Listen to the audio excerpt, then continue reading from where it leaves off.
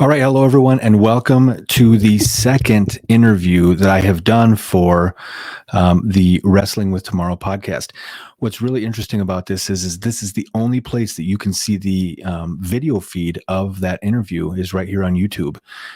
Now, also keep in mind, this is not the entire podcast. If you want to hear the entire podcast episode, it's available in audio only, and you actually have to go to one of my podcast platforms, either on Spotify, Google Podcasts, or Apple Podcasts, and you just go into one of those search functions and you type in Wrestling with Tomorrow. You'll find the podcast. Go ahead and subscribe to it if you can. Leave a 5-star review on that as well. And so really, this content is strictly for YouTube. If you haven't already, please subscribe to this channel as well. This, again, is the only place you're going to be able to see the interview video portions of just a little piece of the podcast. So the podcast is a lot more than just the interview itself. So make sure you go over and listen to that as well. Now, before we get really into it today, I want to just do a little intro to this interview that I did. We had some serious technical difficulties ahead of time. I could not get my microphone to work. And so what you're going to see is me in the beginning acting slightly embarrassed because he and I were trying to figure out what we were going to do to use for my audio. And then once we figured that out, we were using Zoom as a platform. And I don't have the paid version of Zoom. And so what happened is that my time ran out on it. And so we had to start all over again. And so I'm going to be navigating away from using the Zoom portal itself. And I'm going to be moving everything over here to StreamYard. So as you can see in this corner right there it is. I'm just giving it a whirl this first time around to see if I like using StreamYard, if it's going to be compatible with my microphone, with my headphones, all of this stuff. So, and then I'll be able to put my own branding on here. It'll be great. That being said, we still had a really good interview, and I think that there's a lot of similarities between Charlie and I, and I'm just so thankful that he was able to sit down with me and really tell his story and talk about ways that he was navigating through his life and really talking about how change happens and what you need to do to pivot. So enjoy the interview, and I'll talk to you soon. Thank you. Got it. Oh, okay. All right. Not without more technical difficulties, but we're going to keep plugging away at this. Why don't you say what you just said, and then we'll kick it off. All right. When you say what I just said, you want me to start all over again? Yeah, let's start all over again. And then don't edit this out. Okay. All right. With all of the technical difficulties that we've had here today, I want to welcome you to episode 2 of the Wrestling with Tomorrow podcast. I can't thank you enough. It's my pleasure. And when you said that the first time, little did we know that we would have more technical difficulties. That is true. And I'm foreseeing possible more technical difficulties here. Nah, we're good to go. We're good to go. But it's great to be here. I appreciate talking. We share a lot of stuff in life, and it's always fun to talk and peel back the scenes. Yes, I agree. For those of you that don't know my guest today, Charlie and I met a few years ago. I had just done my TED Talk, and Charlie had reached out to me to ask if I wanted to be a guest on his podcast. And now we've really come full circle, right? And I was a guest, and you and I we just have so much in common. We're pretty much the same age. I think you graduated in 99. I graduated in 2000 from high school. We have very similar paths to try to go very quickly up our own verticals and chase our dreams. And I sit back from afar now, and I watch you on social media and things like that, and what you're out there doing. And we're going to cover quite a bit of this, but when I see you doing a lot of this outreach in these schools and just all of the stuff you're doing with kids is really inspiring to me. And I really admire the work you've been doing. So I have a pro wrestling background. Charlie has an MMA and UFC background. And so that's really how you and I began our relationship, right? It was really through you reaching out, and we connected through your podcast. Yeah. And as will be the theme of the podcast, wrestling with tomorrow and like things you can do or mindset you can take on, figuring out your path, et cetera, reaching out to people cold has been like one of the biggest payoffs of my life in terms of meeting people, talking to people, experiences, whatever. And, you know, when you wrestle or fight, you lose and you lose on stage, and it helps. Never becomes easy, but you just swallow losing easier. And when you reach out to people, a lot of people don't respond. A lot of people, whatever. I saw a YouTube video or your, TEDx, I don't know if YouTube or whatever it was, but TED Talk. And I was like, want to talk to that guy, and just reach out and you respond. It's like kind of like throwing mud at the wall. And you, Mike, were a piece of mud that stuck. Hey, it's been called worse. I just think that, you know, people are brought into your lives in various times for various reasons. And it's just, my interactions with you have always been extremely positive. When I lost my job last year and I reached out to you because, you know, really becoming this public speaker, this motivational speaker is the path I've always wanted to go down. And I don't know. And I'm still working on a couple of things with you on that. But as it's weird reaching out to people because, especially coming from a pro wrestling world, you can't really ask other pro wrestlers for that kind of advice because everybody's fighting for the same spot. So it's just, to me, it's still kind of like, I'm afraid to ask because I don't want somebody to say, nope, you're not going to take my spot. That's my spot. Yeah. Regardless of geographically where we're located or anything like that. That's just, that's my hurdle to climb. But yeah. You know, there's plenty of examples, but one example, Dave Burke, who works with Jocko Willink, who's part of the Echelon Front team. He's a Top Gun pilot. I met him, and I met him because I kept reaching out to Jocko and didn't hear back. And one of their team was like, well, he's unavailable, but we can connect you with so-and-so and Dave. JP was the other guy, and Dave. I was like, all right, great. And like in talking with Dave, becoming a friend of his, I don't remember which instance it was, but I ended up going to his house, rolling jiu-jitsu, interviewed him in person, became a friend, like went to barbecue at his friend's house. It's like real, like, holy cow, this is like a real friend now. And I forget what it was. Some sort of connection to something that might have been the BJJ camp in Maine or something that Echelon Front takes part in. And he's like, just ask me. Like, worst I'm going to say is no. So just ask whatever you want to ask. And if I say no, I say no. That's as simple as it can be. And that is it. Like, there's a lot of things you don't want to ask. Speaking, especially, like, the bottom line is you want to speak.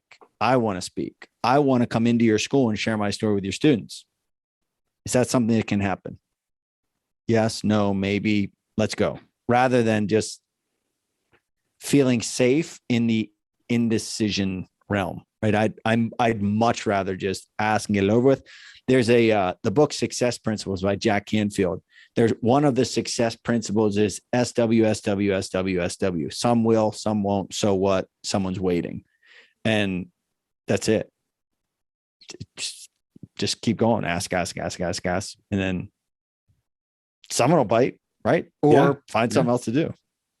I love it. It's that grit, that determination. It really speaks to a person's character as well, because I think it's, there's a whole lot of fear to get over when it comes to that kind of outreach. And it's really, really easy to just dismiss it and say, they're going to say no. I'm not even going to bother with it. I'm not going to waste my time. I'm not going to waste theirs.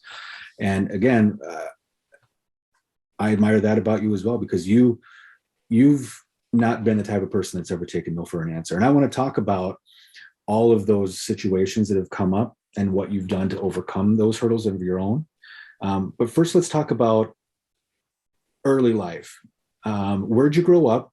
What things were you interested in? Tell me about who you were as a student, K-12. What did that look like for you? Yeah. Before I get to that, I want to go back to what you said there. It's not like I didn't solve a thing. I just came to grips with a thing and then do it anyway. So for example, I've had a bunch of Zoom calls here the last month and a half.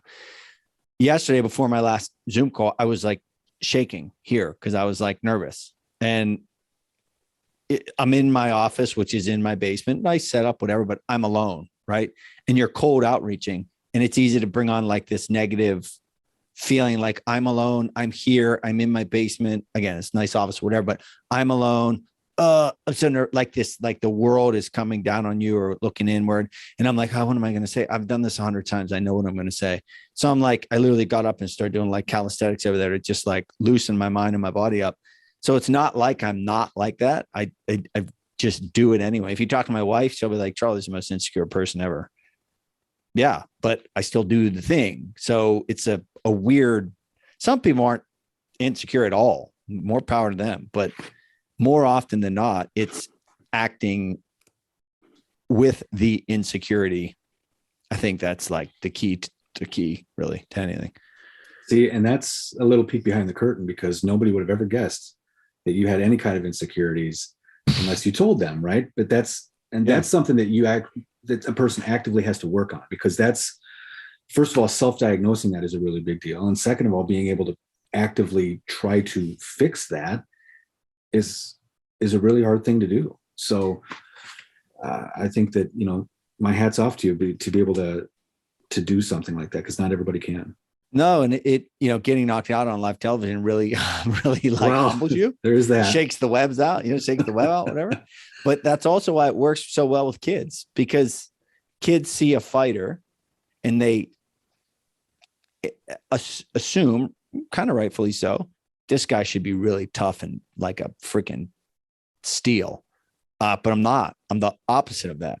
Yeah. And so that's why it's like connects with kids, because they're like, oh, wait, like I don't have to act like I'm the coolest kid here. Or if I am afraid, I can talk to my teacher about it. Or if a kid does make fun of me, it's okay to like go home and cry on my mom's shoulder, because they feel like they have, as a fighter, you said as a wrestler, but like you don't want to walk around the back of whatever WWE, like your chest is puffed out. You're the man. Right. Yeah. But really, it's not like that. Right. Maybe someone is like that, but most people are like feeling the same way. Yeah. So, yeah. And again, being humbled on stage, it makes you kind of become okay with that. Being able to manage that perception, though, is such a big deal. And it's not even, I think about that, not just from an MMA or a pro wrestling vertical. I think about that even as I've, over the course of my professional career in sales and marketing. I got told by one of my favorite people in the entire world, a mentor of mine, someone I worked for years ago. He told me I need to do a better job managing perception. And I got a little offended by that. I thought, well, what do you mean, man? And he's like, well, right now you're getting offended that I'm telling you. And so my perception is that you're insecure. And so like, it was just like this aha moment where I'd never heard anybody talk about managing perception before, ever. And as I progressed through my sales career and started leading sales teams and things like that, I got to see it from that side of it, where, oh, now I understand, because my perception of this person based upon it's a behavior response is what it is, that perception piece. So does that mean managing how you perceive things, being more aware of how you perceive, or what? Yeah, I think it's more of like managing how others perceive you. So if you get done with your work and you're headed home early for the day, you're punching out an hour earlier. I'm just this hypothetical. You're leaving work a little hour early, and one of the bosses sees you leave early. Well, maybe their perception is that you're lazy and you've quit early and you're going home and you don't put in the hours. The reality is that maybe you got all your work done and you're just really, really efficient. But now their perception of you, regardless of anything else, is because you left early, is that you're lazy. And that's the kind of stuff I'm talking about. And you have to get better at handling that. Yes. And figuring out ways to make sure that everybody perceives you in a way that essentially, how do you control the narrative of yourself? Yeah. That's what it boils down to. So I'm reading a book now. It's called Into the Magic Shop, and it's called, or a subtitle, A Neurosurgeon's Quest to Discover the Mysteries of the Brain and the Secrets of the Heart. It's a fascinating book, and it so much relates to me in this inner chatter. It's about a real life neurosurgeon, but he when he's a kid, he goes into this magic shop, And the mother of the owner, this guy owns it, the mother, like she sees something in this kid whose name is James Doty. And she said, I want to teach you real magic. And it's like a spiritual book, like how to calm your mind, how to relax your body, how your mind and your body are connected. But he goes into the shop one day, they didn't know it, and they were arguing in the back. And the mom or the son said something like, you've got to tell him. And then the son said, I'm not going to tell him, that'll like hurt his feelings, whatever. Fast forward, the kid says later on, like, why are you upset at me? I heard you talking. And the woman says, why do you think we're talking about you? And she showed him, like, that's about you, right? We're not talking about you. We're talking about someone else. But why do you think we're talking about you? And the point was, he walks around with this baggage in his mind thinking, well, obviously, maybe I did something wrong and they hate me and they're going to yell at me and he's mad at me about, I'm that guy. I walk into a store, I'm like, no, I didn't steal anything.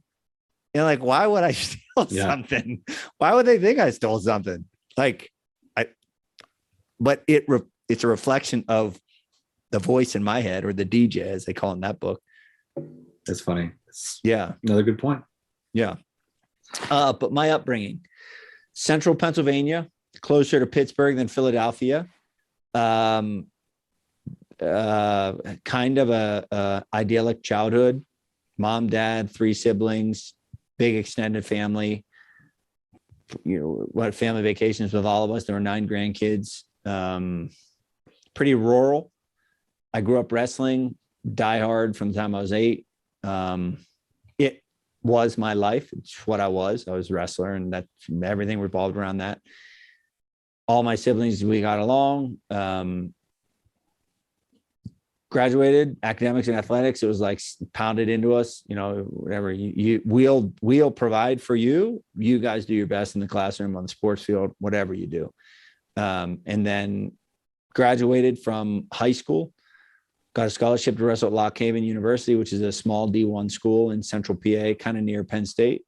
Wrestled Division I. I've always battled with self-doubt, you know, the stuff we're talking about now. I've always battled with it, but it always hindered me. Now I battle with it, but it's like, whatever. And then just do the thing anyway. But I painted a picture of not enough, or I'll get to the state championship, but I'll probably lose because I'm just me.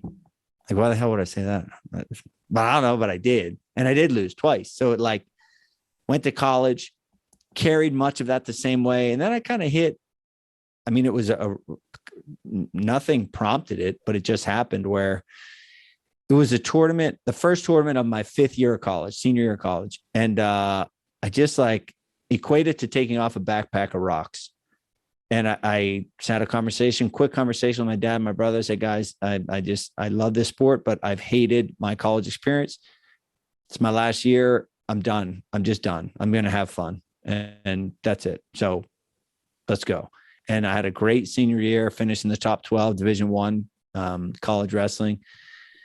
From there, went home to my alma mater, Hollidaysburg, got a job teaching Spanish. Was really happy to not live that life anymore. Rocky was my hero from the time I was a kid. And it felt good to not have to suck weight, to not have to train and not miss holidays. And then I got really bored of it. And then ultimately that's what led me to fighting. But I'll kind of hit pause right now and let you fill in the blanks. So I want to back up just a little bit. As you were growing up, you were big into wrestling, and it was the fake stuff, right? Stuff without the ring and the steel chairs is what I'm hearing. No, I was going to say to you, fake wrestling. So, I have to say that to my kids because they're like, "What?" I'm like, "No, you got to differentiate. It's real, right? But it's not real." But yeah, mine was more theatrical, and yours was more mat pounding than anything else. I'll use that word, theatrical. But so you're growing up, and obviously you're chasing this wrestling piece. What did you know, when the other kids wanted to be firemen and policemen and all of those things, like, what did you want to be? I don't think I thought of it. I never had a, I want to be a doctor, doctor, lawyer. That's what every kid says. Not every kid, whatever. But I never really thought it until probably later in high school when I was like, I love wrestling. I'll be a teacher and coach. That was kind of as far as that went. I never really had an aspiration. Certainly the word entrepreneur or business owner never in a zillion years crossed my mind. I didn't really think about it. And then I kind of fell into that because I loved wrestling. I loved the lifestyle of summers off. And that's what led me there. Okay. So you end up leaving teaching at some point. So walk me through just a little bit of, because that's a really tough thing to do. You've gone to college, you've gotten a degree, you're into your career at this point, and at some point you have to pivot, right? You're getting to that point. What got you to that point? How did you start going through the decision-making process about leaving education? So probably about a year and a half into it, I started to like get restless. I was like wrestling talk. We would call it fat and happy, meaning like I wasn't working out. I was just eating junk. I was just whatever. I'm just not active, not dedicated, not disciplined. And I started to get restless. I ran a marathon. I don't know if it was 05, probably 05, maybe 06. That felt good for a minute. Then I was like, I miss it. And then I started missing like the physicality of wrestling. Got to a point where it was like really low. Like the coming back from New Year's, coming back from Christmas after New Year's in teaching is like a really low time, that stretch from January to March, basically. And I wanted to do something else. I had no idea what. I was progressively feeling more and more unhappiness and needing to transition and pivot, but I didn't know what I wanted to do. And I don't know the exact timeline, but around that time, in between classes, I saw a friend of mine, Frankie Edgar, who had wrestled at a school near me, signed to the UFC. And maybe it was an aha or light bulb moment, but I vividly remember sitting at my desk, seeing that article. And then I feel like sending him an email or something like that saying, wow, congratulations. And then my memory, which is probably not totally correct, is going home and then being like, whoa, that's what I'll do. And then there was no question from that point. So being an insecure person, wavering, being indecisive, there was zero indecisiveness about that decision. It was like if an animal is pinned against the wall, they attack, or if someone you love is being attacked, you attack the other person, right? Like a parental instinct or something. That was it. It was just boom, doing it. It's such a big deal to me to even get close to that decision, because at that point, and correct me if I'm wrong, at that point, at least I would have been identifying myself as Mike the teacher, and then trying to figure out like, okay, I've got a degree in this. Now what can I possibly do beyond? It's a scary thing. At the time, did you have a family or no? No. Okay. So that makes things a little bit easier. But still, nevertheless, you put in all that work, all that sweat equity when it comes to getting your degree. And now you're in a spot where you're able to be like, okay, I'm unhappy doing this. I know that I've got more fuel in the tank to do something else. And you were inspired to do something different. Talk to me about the gap. So you're leaving your job, and now you're going to chase this MMA thing. What's that look like? So a couple of things that to point out. This is just philosophy or my experience. I did it in a proper, respectful way, meaning I took care of all the paperwork. I talked to all the right people. I didn't burn any bridges. I put my teaching cert on hold. I kind of got permission / respectfully told my administrators. I did the same thing with my parents. I had money saved. So it was a risk, but it wasn't really a risk. I had lived in a way that this made sense. Knew zero about fighting. That part was totally unknown. Zero about it. There was nothing at that time in Pennsylvania, essentially there were a couple small things, but wasn't even legal in PA. And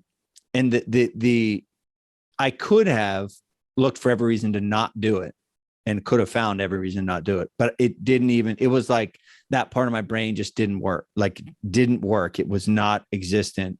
Maybe I was naive. Maybe I have no idea, but as insecure as I am, there was zero insecurity in that decision. And I mean, my wife just changed jobs. A lot of stress goes into a lot of reasons that make it difficult, et cetera. But she made the decision, and then she was like second guessing herself. I said, you made the decision. So you made the right choice. So no matter what insecurity, what doubt, what blah, blah, blah, blah, blah, blah, blah, when you put it all on a scale, taking the new job was the right choice. So rest easy. You made the right choice. I just knew this is where I'm going to go. I didn't consider not making it. I had the money saved. I had a kind of rough idea of, hey, if I don't make it to the UFC by the time I'm 35, I'll do something else. At that time, I was probably making $34,000 teaching. Said, if I make 34 grand fighting, I'll like more than happy, you know? And that was it. And it became my sole goal, like nothing else. Zero else mattered. It was just that. So you were living in Pennsylvania at the time, and you said it was not quite legal in Pennsylvania. So how do you seek that out? How do you become an MMA fighter at that point? Yeah. So the same, like a couple minutes ago, I said how reaching out to you from your TED Talk. I found a local gym in my area, and randomly, a guy named Eddie Alvarez came to do a seminar. Eddie Alvarez eventually became a UFC champ, one of the best fighters in the world. And I loved it. And I thought, that guy's great. Hey, Eddie, my name's Charlie. Where do you train? In Philadelphia. Could I come train at your gym? Yeah. So I said, what's your email address? Send him an email. Sure, come train. Drove 3.5 hours to Philadelphia, trained, formed a relationship with him. It's called Fight Factory, was his gym back then. Formed a relationship with some of those guys. I was good enough at wrestling to add some value to their training.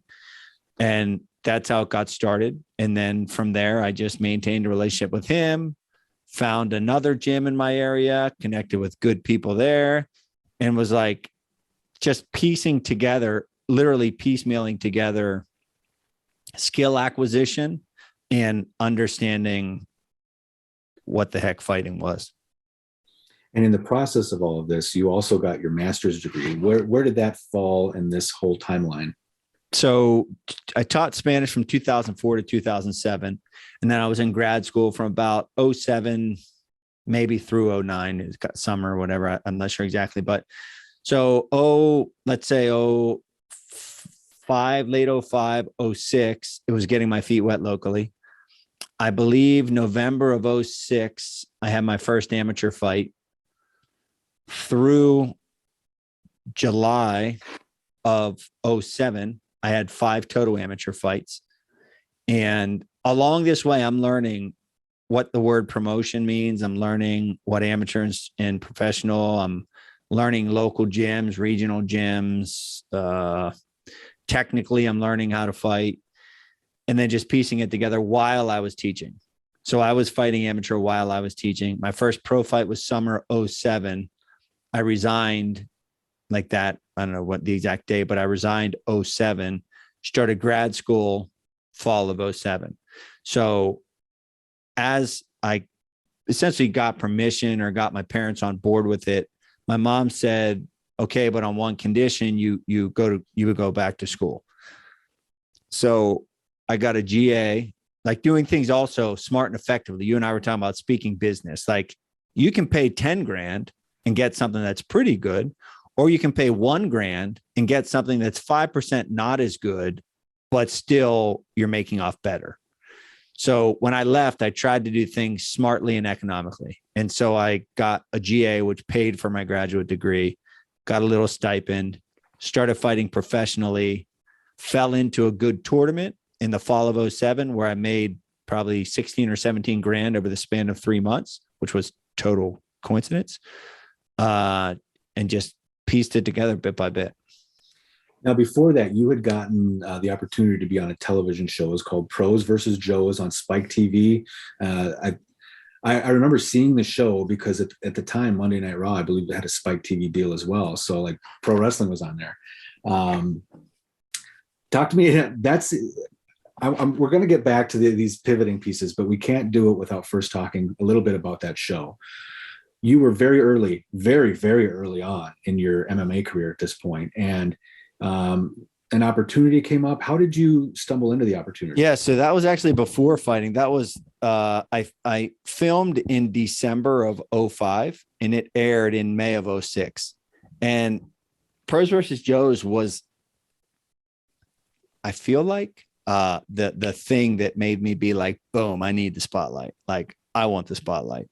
And it also provided for me, and I'll get to how that happened, but it also provided me confidence because, like I said, I made the state finals twice. I lost both times. My college career, 4 out of the 5 years were definitely a disappointment. Peaked at the end. And then I kind of carried that into being on a national TV reality show and winning. And I was like, this is the biggest spotlight I've ever been on. And I won. Like, I can do this. I'm a winner. Like, I can win. And then the fighting thing combined with that became this new, like, later in life confidence, again, still dealing with the doubt, but performing anyway, where that happened. And the way that I got onto Pros versus Joes, it's like I keep bringing this up. I just reached out. So I signed up for a wrestling coaching clinic. They give a bunch of like junk mail. I feel like because of giving my information, I was mailed a piece of junk mail that said, become a whatever on Pros versus Joes, Spike TV's new reality show. And I was like, boom, don't even know what the heck it is. I'm doing it. So I got on my Hotmail account and I emailed this. I wish I had it. I don't know if I'd have it somewhere in my archives. This really, like, I'd probably throw up at it now, but saying why I was so good and should be on the show and blah, blah, blah. And my buddy who helped me, continues to help me to this day, helped me film people make those Survivor audition tapes and stuff. Sure. Yeah. I made an audition tape. Yeah. I made an audition tape and just boom, sent it, was cast and went out there and I won my episode, won 20 grand. This is while I was teaching, and then was invited back and won a new car the second time. And so we were the Pros of the Joes for season 1 of Pros vs. Joes on Spike. What did your students think of this? They thought it was pretty cool. It was pretty cool. Like, First of all, I was fighting when I was teaching. So they were like, and this is not like today. Today's 2022. Every kid is on YouTube. They know Jake Paul. They know Conor McGregor. They know Mr. Beast, whatever. Not like that at all. But they knew I was fighting and they thought it was like cool or peculiar. It was nowhere. It was 1/10 of as popular as it is now. But prior to that, I got on Pros versus Joes and it was just cool. I'm from a small town and to do something like that was really neat. And everyone was behind it and supported it. It was awesome. And they thought it was cool. And it was just a fun thing that got my gears turning to, man, maybe I can just do something. Yeah. You were the teacher probably. Okay, listen, we're not going to get into a fight in this guy's class because if we do, he's going to take us down like that. You had to be the one that of all classes to not get into a scuffle with your, some other kid. It was your class. They didn't do it. I'll tell you how things have changed since then. Kids today could care less that I was a fighter and would be like, I don't care. I can kick your butt. And it's like I don't know, man, like it has changed dramatically in the last 10 or 15 years. That's crazy. Yeah, that was obviously there was never anything serious along those lines. Sure. Yeah. It was like a fun joke. Yeah. Yeah. So at 2000, so that was, it aired in 06. Now you're going through the fighting thing, and correct me if I'm wrong, but at one point you were ranked 7th in the world. And that's a UFC ranking, right? Yeah, it's a world ranking, but I was in the UFC at that time. Yeah. And that was 2011 when I peaked there. Oh, it was. Okay. Yeah. So 2011, what year did you get out of MMA altogether? My last fight was the end of 2014. Okay. So how many fights in all did you have? What was your overall record? 27 fights. I was 19-8. Wow. And I had 11 fights in the UFC. That's kind of the ideal spot. Like it speaks to life in general. You won more than you lost, for sure. Yeah. For sure. Yeah. And, it's just whatever. I'd like to win more. I fought some really tough guys and I lost to really tough guys. I had some great wins. I'd like to do better. But when I look at, I'm like, that was pretty cool for being like a guy who doesn't believe in yourself. Pretty cool, So, Yeah. and we'll get into it, but it gave me enough of a platform to transition into something else. When did you realize that you needed to get out? So when I got knocked out, so 27 fights, my losses, I think I have one or two decision losses, maybe a couple of submissions, a couple of TKOs, and I got knocked out cold one time. And that was 2014, the beginning of 2014. And when I got knocked out, it was like oh, wait, my brain. I never thought of this before. And then it shook me mentally and I recovered, but then I had another fight in later that year and I got choked out. It was just it's a bad fight. And then over the course of the next couple of months, or I got cut from the UFC after that loss. And over the course of the next couple of months, so this is going in 2015, I was like, I wanted to fight still. And there was Bellator at that time. There were a couple organizations over in Europe or Japan that I was like, maybe. But the pay was just terrible. It was like terrible. It was embarrassing to the point where I had the confidence to say, I will not fight for that, man. Like I am worth more than that. And I'm just not doing it. And so I stayed in limbo for a little while, seeing what kind of money I could get fighting. And that little while, seeing what money I could get fighting turned into like a year to where I kind of started this new thing speaking. And I was like, man, like I can make several grand for like less than a day. And I don't have to travel and get punched and be away and whatever. So I don't know if I had to put a number, year and a half after that last fight, I had comfortably decided, man, I'm kind of heading in another direction. When you got cut from the UFC, how did you find out where was your head at? Like, take me back to that day. I legitimately think it was New Year's Day of 2015. My fight was November, I don't know, 6th, 7th of 2014. I lost, kind of knew I was getting cut, but it took a while for the paperwork. I get an email. I don't know if my manager forwarded it to me or whatever, but I was released from the UFC and I kind of knew it was coming. So I had a couple of months to just kind of sit on it and digest it. I deserved to be cut. I got finished 3 times in a row in a year. I didn't deserve to be there. And so I immediately just started looking forward. Obviously I felt bad, terrible, but all of that was done a couple months prior when I lost.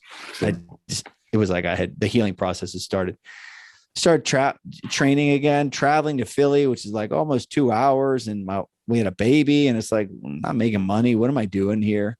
But I started looking forward, like what deals are out there. And it was like, it's terrible. And then it was like, okay, well, I got to start making money. And it just became the reality of, okay, if you're going to fight, you still got to make money now. So what are we going to do now? And that's when I kind of found this business of speaking and writing books and eventually podcasting. And I definitely want to talk about all that. So I think that transition. So here you are, you're living this wild dream that not very many fighters get to live. I mean, if you even get to train as a fighter, there's not even a lot of gyms for people to have access to even train for something like that, let alone actually making it to the UFC, being on live television, all of those things. That's such a huge deal. And I've always appreciated how humble you are, but I don't want to underplay what a big deal this is because it's huge. So now here you are in a position where you've put the teaching behind you, but you didn't burn those bridges. You can always go back to it, but you're choosing not to. You're choosing a different route. Married, there's a baby. Talk to me just a little bit about now as you're beginning to go through that transition of what is the future going to look like for me? How do I redream? What's this all going to look like? How do you land on the speaking piece? So, my last fight, a friend of mine, Scott Moore, who's the head coach at Lock Haven, we wrestled together coming up. I got out where I lost that fight. I got cut from the UFC. I don't know what the actual order is, but around that time, I talked to a local friend from back home about a wrestling match that our two rivals were wrestling, my alma mater versus our next door over rival. And the idea of me speaking at that event was tossed out. I was like, okay, cool. Around that same time, a friend of mine said, hey, I think it's someone you might connect with. He's getting into like speaking and writing books. I had started to write a book by that point. So right when I got released, I started writing a book. And the reason I started writing a book was because I was thinking, what am I going to do now? But also because I knew that there was at least local interest in my story, that I could write a book for my local friends and family and community. And so then my buddy, Scott, was like, hey, I think there's a guy I can connect you with. He's into like this speaking and coaching thing. You guys might connect. This guy wrestled at UVA, stud, executive coaching now, et cetera. And so that introduction, coupled with speaking at this event back home, coupled with reaching out, asking principals and teachers that I know, hey, do you have assembly speakers? What's that look like? Do you pay for it? How much do you pay? All of those things were kind of happening and happened. And that's what pointed me in the direction of speaker, author, podcasting. There, when you think about, I get wrapped around the axle on this because it happened to me. I think about, so you were educated prior to going into UFC. Mine was the opposite of that. I was a pro wrestler first, and then I got my bachelor's degree, my master's degree. I got those after, like way after. There's a bit of a stigma that comes with being any kind of athlete. Specifically, one as physical as any kind of combat sport. And I'm just going to say this publicly, and the people that used to say this to me, they're going to hear this, and it is what it is. But my sister-in-law was married to a guy also named Mike, and he was a lawyer. He was an attorney. So my in-laws would often refer to us as Mike the lawyer and Mike the wrestler. We talked a little bit about this before. What I heard was Mike the lawyer and Mike the wrestler. Yeah.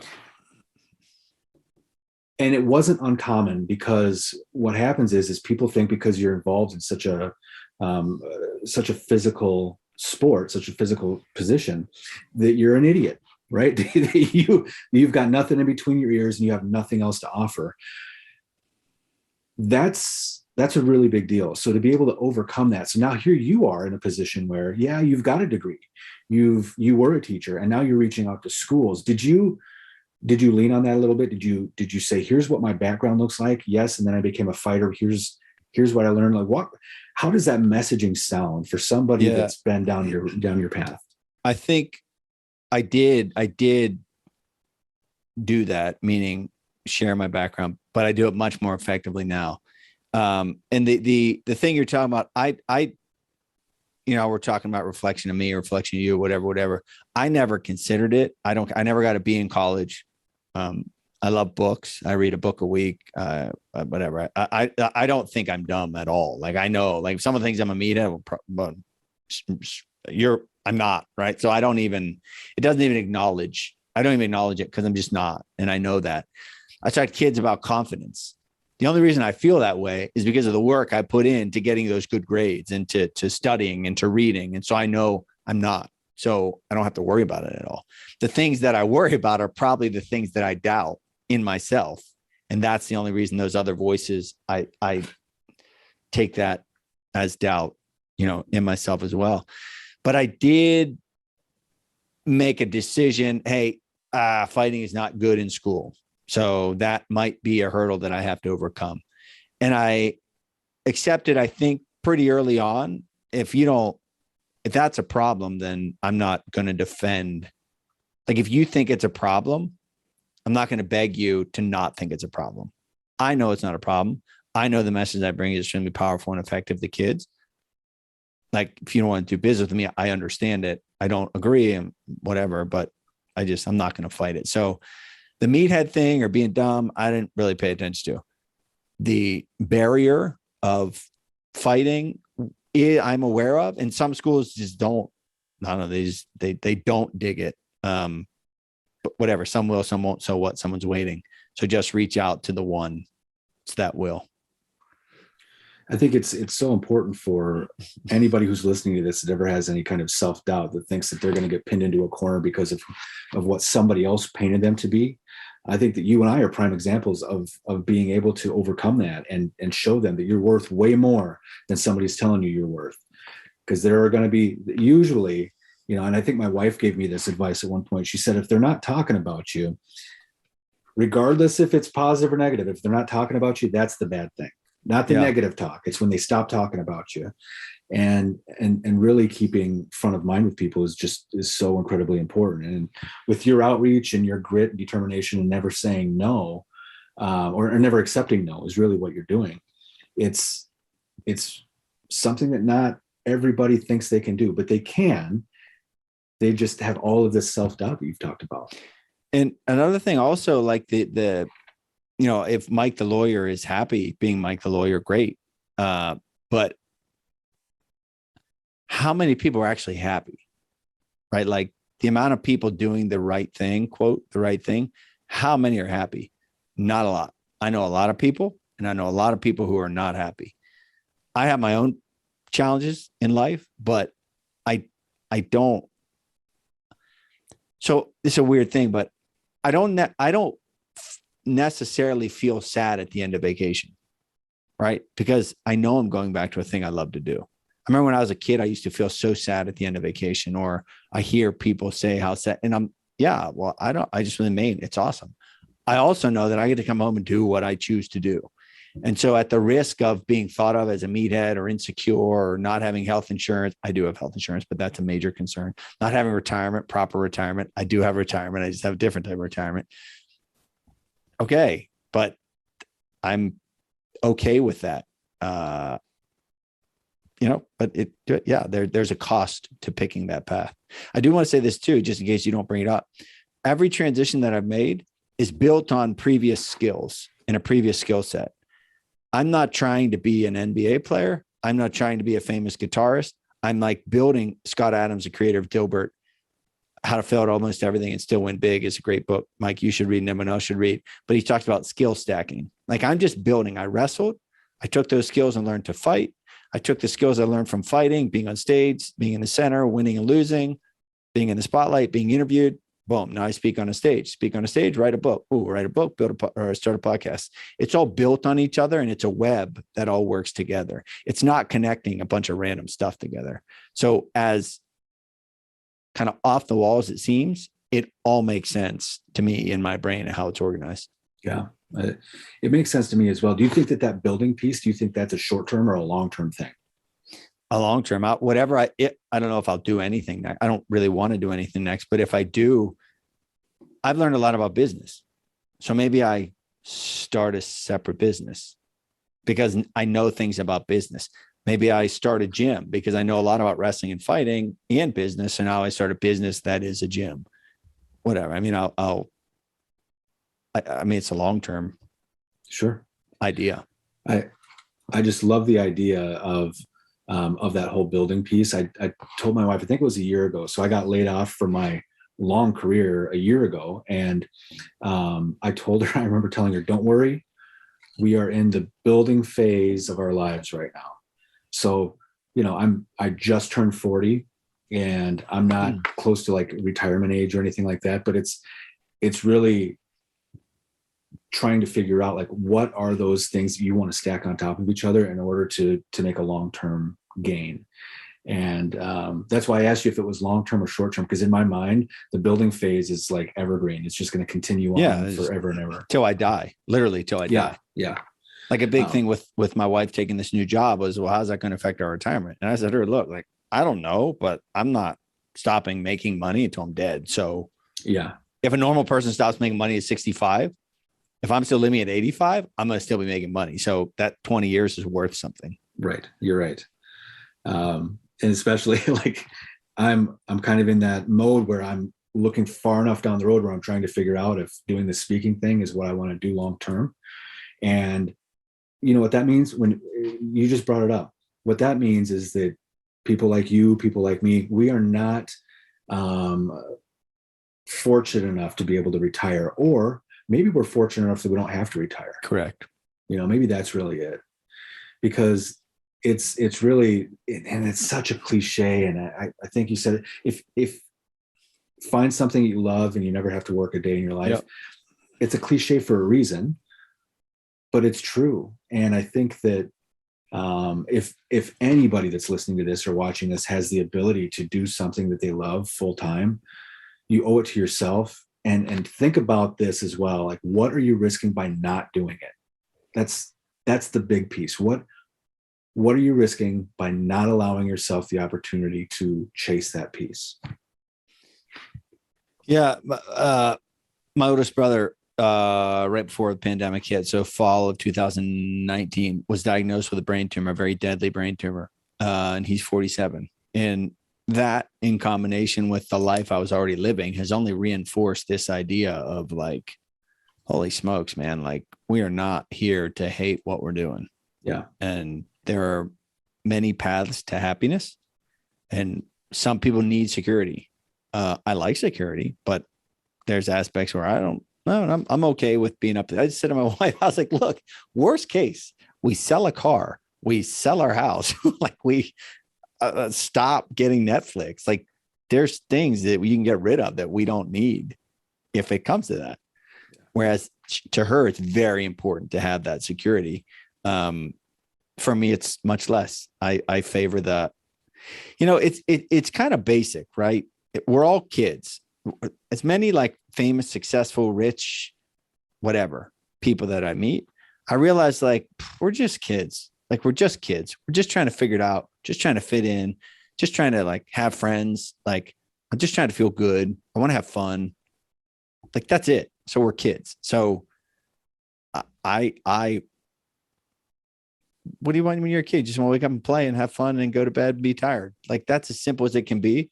And that's kind of the life I'm trying to build, where I enjoy what I do because I can have a brain tumor tomorrow. And it sounds cliche. So your brother gets one, and you're like, holy shit, he might die. And then you're like, okay, I better live. Right. And I think I love the idea as living as a novice, as living your life through the eyes of a kid. I think what separates the adults from the kids in this situation, especially someone like you, is that what you've done is you've continued to live like a kid, and also you've sprinkled in a little bit of making sure you're helping somebody along the way. And that's the biggest differentiator. And that's a huge part. So it would be for athletes and or wrestlers, but you guys probably feel you inherently do it more than I did. Like pursuit of an athlete, like it's super selfish. Like one of the biggest transitions that I had to get out of my head was it's not about me, right?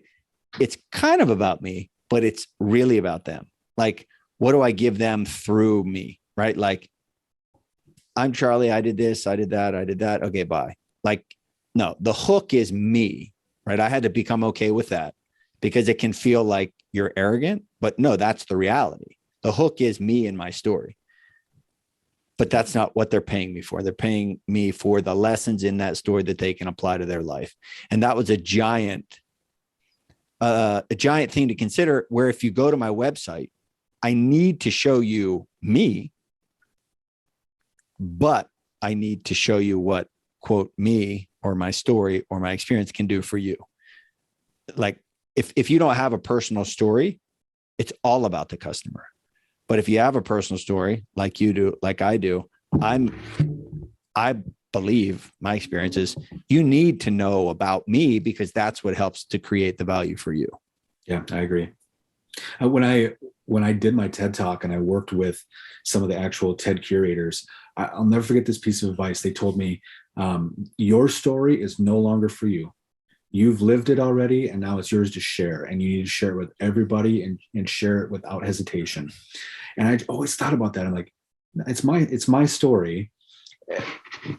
Yes, but now it's out there for the world to see and to feel and interpret however they need to in order to work on their own personal story. Yeah. It's such a big idea and something I hadn't thought about before. But so Mark Marrow, who you probably know, Johnny B. Bad, Marvelous Mark Marrow, is a friend of mine, a good friend of mine, and he speaks in schools too. He's been doing it for 10 years, and Diamond Dallas Page helped him get that started.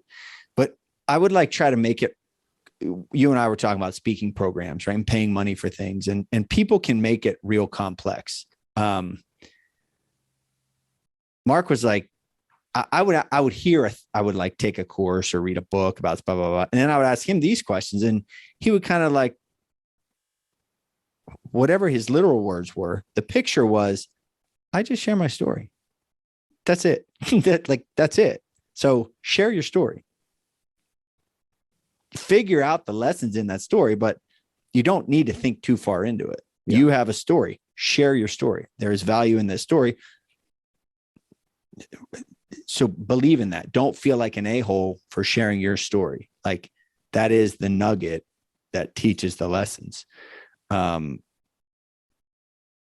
Yeah, I feel like there was another thing I was going to say from there, but yeah, that's a huge part of it. Like it is you, but what value or what are you serving for those other people? I know we're kind of on the back end of some time. What I want to be able to do though, I want to be able to just ask you the question about navigating change in itself.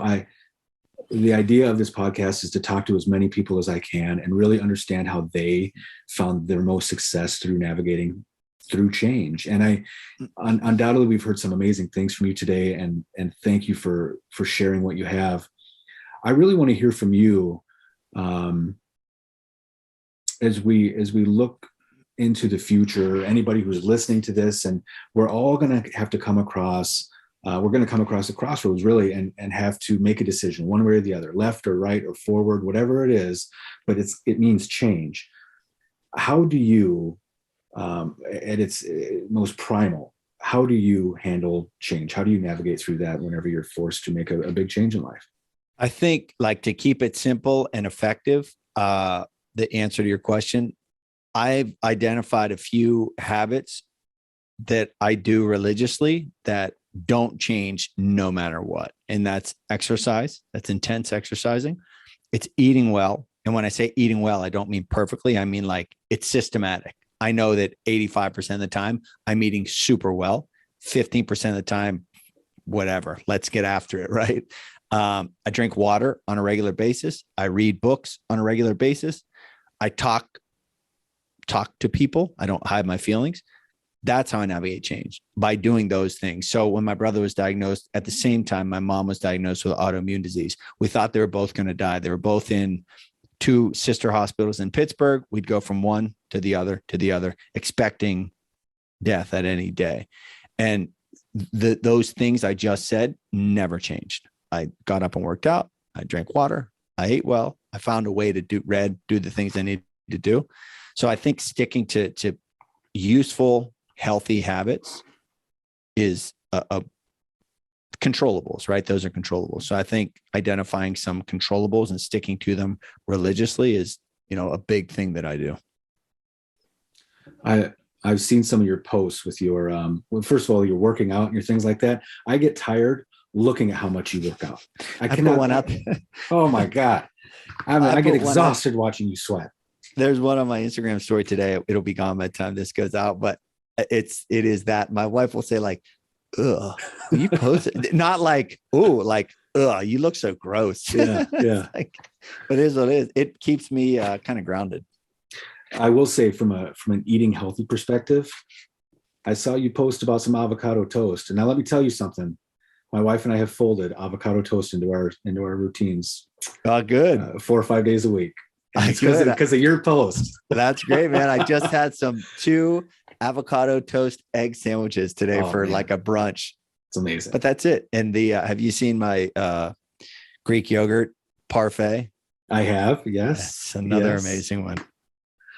So all this stuff is is certainly contributing to your success. And I really can't thank you enough. Before we wrap this thing up, where can people find you if they want to reach out, if they want to learn more about you? Where are you at with the social medias and the .coms? Yeah. So charliespaniard.com is my website. At Charlie Spaniard on social media is my link across the board. My podcast for grown-ups professionals is called The Spaniard Show. I do a 1 book summary a week and 1 interview. And then I have a podcast specifically for middle and high school students called Spaniard School. And a lot of the content that I talk about in schools, social emotional learning, anti-bullying, character, mental health. That's what that podcast is about as well. That's called Spaniard School, and charliespaniard.com. I think that's it. You've got some videos on YouTube? Yep. Videos on YouTube. I have a YouTube channel. Always makes me laugh, Mike. Maybe you hear this too. You should start a YouTube channel, dude. I have hundreds of video on YouTube and nobody watches them. So I do actually. And that's Charlie Spaniard. And you've got a couple of books as well. I do. So Driven is my first book, and that's a memoir talking about what you and I essentially talked about, but more in depth. And then the second one, I don't know if you read it or not, but I think you actually be perfect for you. But it's called Becoming the World's Toughest Lifelong Learner. It's just about building something after. I think it's an awesome book. It hasn't got nearly as many reviews as the first one, but it's just a good like business and personal development book. Hey, not only have I read it, I am in it. I am in it, ladies and gentlemen. This guy's loaded. He's in that book. I have been quoted. I am in this man's book. I mean, I've lived the highest of dreams. You've made it, dude. So, I mean, that's it. That's it. Drop the mic and head out. Hey, thank you again for coming along with me on this ride. Your story is very inspirational, and I wanted my audience to be able to understand that this whole idea of being able to make adjustments, pivot quickly, all of that, you don't have to have been a professional wrestler to do it. You don't even necessarily have to have been an MMA fighter. It's at its core, it's just people trying to figure life out. Yep. And I'm just trying to help people get the tools to be able to do that, because otherwise we don't necessarily know where to go get that kind of stuff. So I appreciate you sharing everything that you did today. It's my pleasure, man. I appreciate being here, Mike. Thank you very much.